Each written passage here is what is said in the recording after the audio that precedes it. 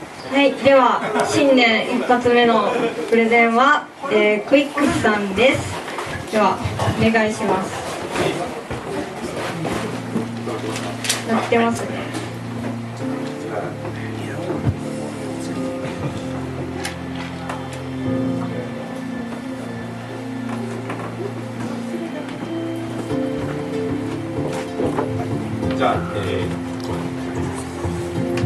じゃあ、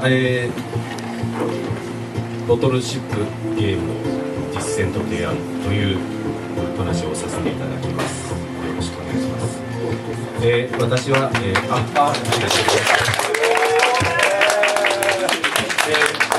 私はフリーランスのライターで、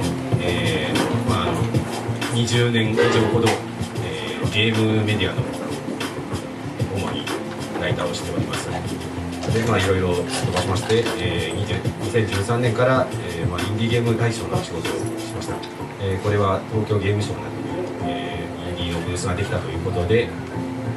そこから仕事がいろいろ流れるようになってきて、どんどんその魅力に入り込んでいったという感じです。で、見ているとやっぱり作りたくなるということで、いろいろ開発を環境を調べた結果、スクラッチというアメリカのマサチューセッツ大学の方が、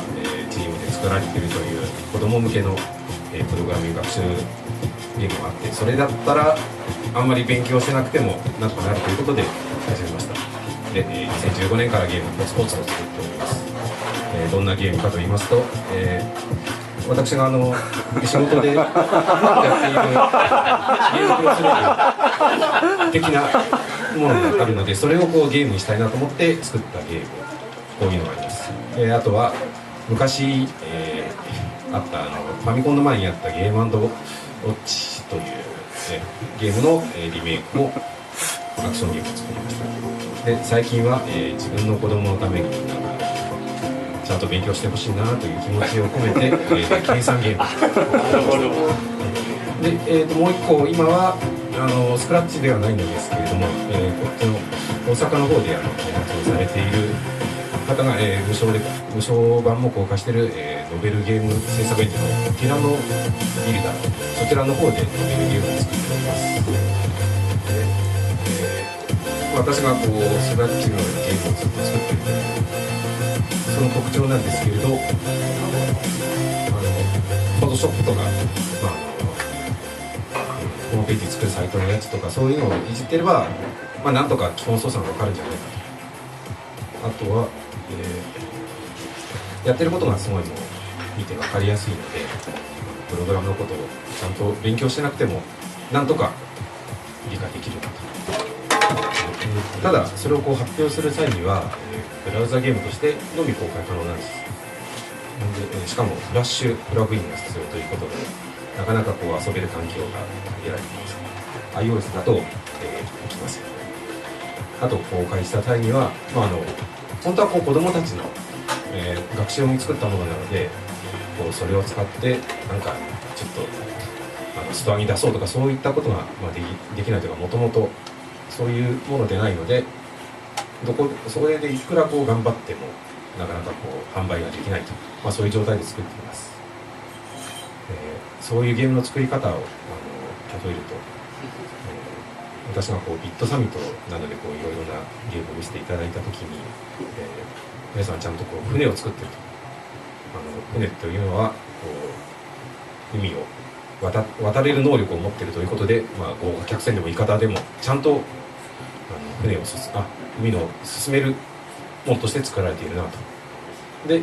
今私が作っているゲームはどうかというと、こちらの、これがボトルシップ、瓶の中に決して海には乗り出せないけれど、一応船だということで、こういう作り方もあると。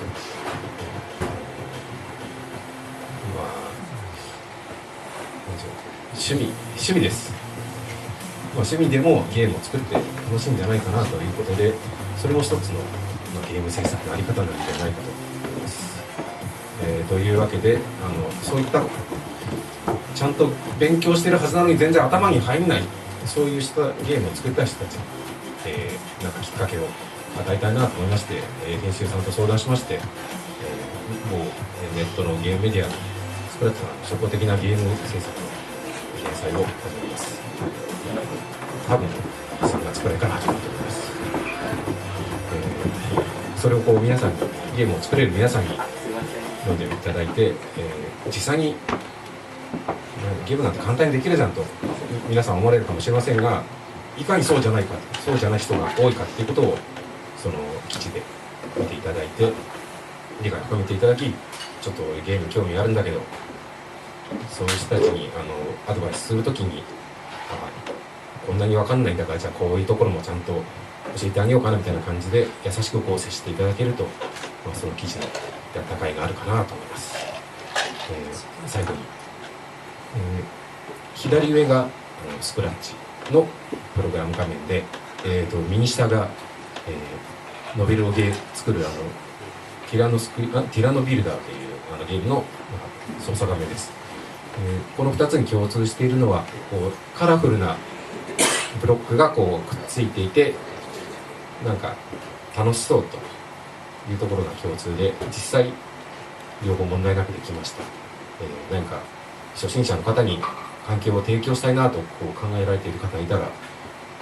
とりあえずカラフルでなんか四角とか丸っぽいものが並んでるような形でそれをこう提供してくださると非常にありがたいなと思います。以上です。ありがとうございました。